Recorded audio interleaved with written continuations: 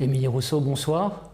Jean Castellini, bonsoir. Bonsoir à tous, merci d'être au rendez-vous pour ce best-of de la semaine. Une semaine synonyme de rentrée des classes en principauté, mais également de présentation de nouvelles mesures pour contribuer à la relance économique. Tour à tour, Jean Castellini, Frédéric Ginta et Didier Gamerdinger ont détaillé les différents points de ce plan sur notre antenne. Le ministre des Affaires sociales et de la Santé qui a annoncé la mise en place d'un centre de test PCR à l'espace Léo Ferré, et ce, dès la semaine prochaine. Le report du Festival international du cirque de Monte-Carlo, la semaine européenne de la mobilité en principauté, ou encore la présentation de la prochaine saison au théâtre Princesse Grasse. C'est le best-of des JT de la semaine. Le Prince a souhaité deux priorités pour la transition numérique du pays. La première, c'est un État qui soit encore plus efficace et résilient pour offrir des services à la population et aux administrés. Et la seconde, c'est que le numérique soit un axe majeur de la relance économique, à la fois pour aider les entreprises à se transformer, mais aussi pour attirer plus d'entreprises numériques. Une transition numérique, c'est quand même très compliqué. Il faut savoir son niveau, il faut savoir le potentiel, et ensuite il faut s'équiper en termes de compétences internes et également d'accompagnement externe. Le gouvernement princier, effectivement, a inclus le fonds bleu dans son plan de relance. C'est un fonds qui est doté de 20 millions d'euros. C'est un effort très conséquent qui est fait par l'État monégasque. On parle de quasiment 500 euros par habitant. Aujourd'hui, l'économie monégasque et les entreprises monégasques doivent se transformer. Pour se transformer, elles doivent développer les compétences en interne, mais elles doivent aussi être accompagnées. Donc ce fonds bleu fera trois choses. La première, c'est qu'il cofinancera la formation, l'équipement, l'accompagnement des entreprises monégasques dans la transformation numérique. Aujourd'hui, ce que certains acteurs économiques attendent, ce sont des mesures de très court terme, des mesures pour le mois de septembre, pour le dernier trimestre de l'année 2020. Et c'est bien l'objectif de ce fonds que nous avons labellisé Rouge et Blanc, de soutenir le commerce local, d'inciter les fonctionnaires, les agents de l'État, les salariés du privé qui travaillent à Monaco à acheter à Monaco, à consommer à Monaco. L'idée, c'était de partir des sommes qui ont fait l'objet du vote du Conseil national le 21 avril dernier au titre du soutien et de la relance économique, mais qui jusqu'à présent n'avaient pas encore fait l'objet de dépenses ou d'engagements. Alors vous avez raison de souligner l'importance du testing en principauté. Nous avons au demeurant largement échangé avec le Conseil national à ce propos et nous nous rejoignons totalement, l'Assemblée élue et le gouvernement, sur la nécessité de poursuivre sans relâche des efforts en ce sens. Je peux vous annoncer ce soir que ça va être le cas et que dès le début de la semaine prochaine, nous serons en mesure de proposer aux personnes qui auront une indication médicale de se rendre sur ce site qui sera situé à l'espace Léo Ferré. Ce centre national, c'est un centre administratif. Donc, il n'accueillera que les personnes qui auront une prescription médicale. Alors, prescription du médecin de famille, d'un médecin du travail, d'un médecin scolaire ou d'un médecin de santé publique. Donc, nous prenons en compte la totalité des personnes qui ont un besoin, attesté par un certificat médical ou une prescription, de se faire tester. On travaille ensemble pour essayer de faire en sorte que les besoins et les attentes de la population soient le mieux possible pris en compte dans la politique du gouvernement. Et c'est vrai qu'en rentrant fin août, on a quand même constaté au retour de vacances des résidents, un peu avant la reprise de l'école, qu'il y avait une très forte demande des résidents, mais aussi des salariés de pouvoir être testés en PCR. Et là, il faut bien le dire, la réponse sur le terrain n'était pas à la hauteur. Il y avait beaucoup trop d'attentes pour pouvoir se faire tester et encore plus pour obtenir les résultats. Il ne faut pas demander ce qu'on ne peut pas obtenir. Donc nous demandons une priorisation. D'abord et avant tout, on doit pouvoir tester les symptomatiques dont la situation ne justifie pas l'hospitalisation. Et puis les cas contacts, ceux qui ont été au contact de positifs. C'est la stratégie de l'OMS. Il faut tester, il faut isoler, il faut tracer. Ours, j'imagine que ça a été une décision difficile à prendre, mais qu'au final, vous ne pouvez peut-être pas faire autrement.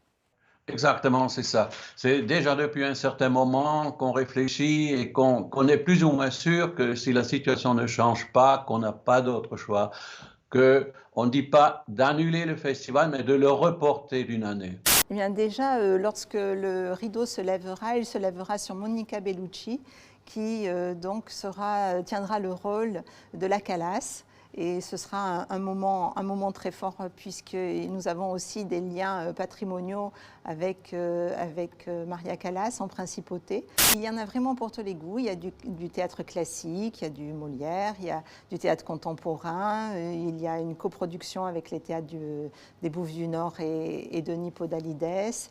Donc je pense que nous allons satisfaire un petit peu chaque public. On vous propose un voyage dans le temps, point de vue archéologique, c'est-à-dire que vous allez vous promener à Monaco pendant la préhistoire, à Monaco pendant le néolithique et l'âge des métaux, à Monaco durant l'Antiquité, le Moyen-Âge, l'époque moderne jusqu'à aujourd'hui, avec des découvertes exceptionnelles sur notre territoire, sous la terre ou sous la mer, des choses que vous n'avez jamais vues, qu'on a retrouvées dans les tiroirs ou qu'on a découvert et mise au jour récemment dans les chantiers par exemple. On a trouvé des restes extrêmement anciens, humains, dans la grotte de l'Observatoire par exemple, ou encore dans la grotte de Saint-Martin à Monacoville.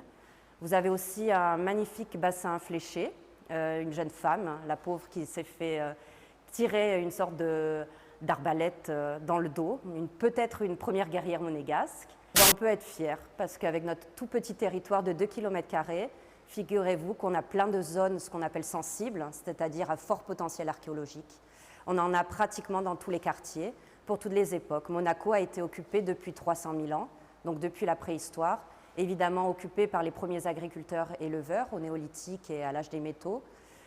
L'Antiquité a été extrêmement riche, hein. On a ce magnifique port et cette Condamine, mais aussi d'autres quartiers moins connus comme le Jardin exotique ou Monte-Carlo. Et bon, on sait le reste évidemment avec le Moyen-Âge et la famille Grimaldi jusqu'à aujourd'hui.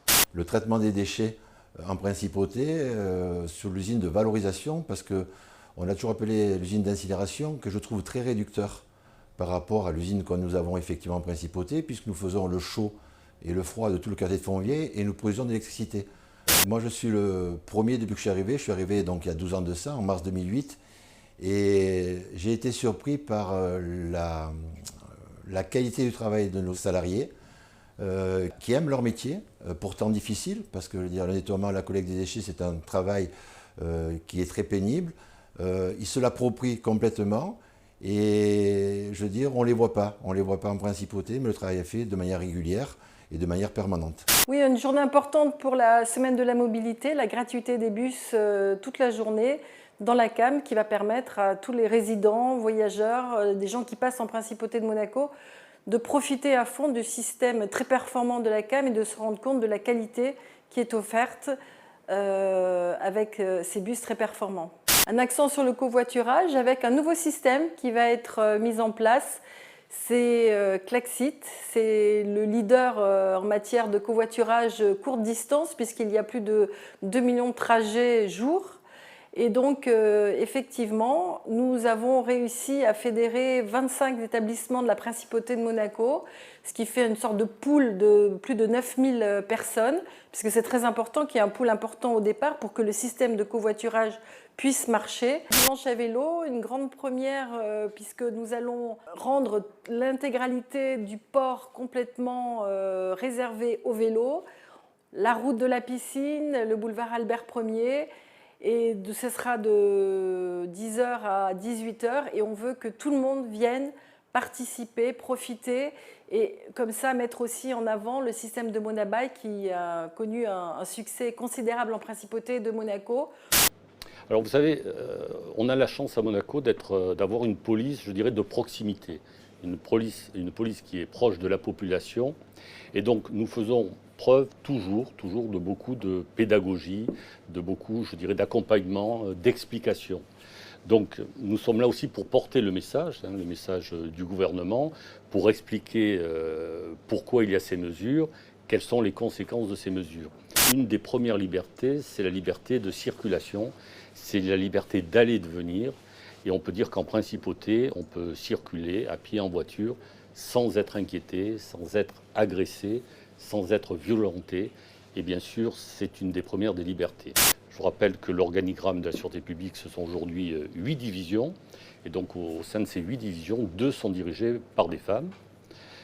D'autre part, nous avons un certain nombre de spécialités, de spécificités au sein de la sûreté publique. Aujourd'hui, la sûreté publique, c'est plus d'une vingtaine de métiers. Et nous avons un certain nombre de femmes qui exercent au sein de ces spécialités, à l'égal des hommes, avec beaucoup de compétences. Et donc, je suis heureux que nous puissions les mettre en valeur très prochainement en partenariat. À suivre prochainement donc sur Monaco Info. Elles ont retenu notre attention sur Internet, nous ont fait sourire, rire, voire même attendri. C'est le best-of des réseaux sociaux. Il est signé Laura Woodruff. Sugar? Okay, hold it over. Right. Wait, Kate.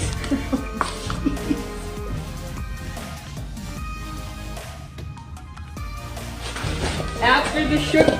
Oh, jeez.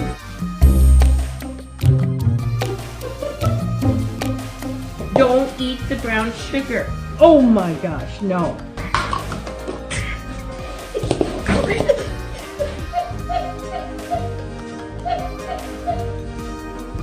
It's unbelievable. It's unbelievable. Stop it.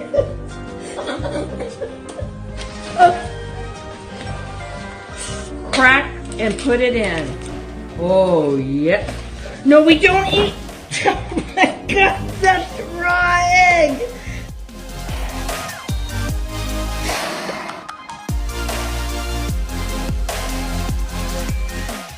Ce best-of touche à sa fin. Merci de nous avoir suivis. Demain, place à une nouvelle semaine, à de nouveaux invités qui nous parleront de l'actualité en principauté et d'ailleurs. Très belle soirée à tous sur Monaco Info.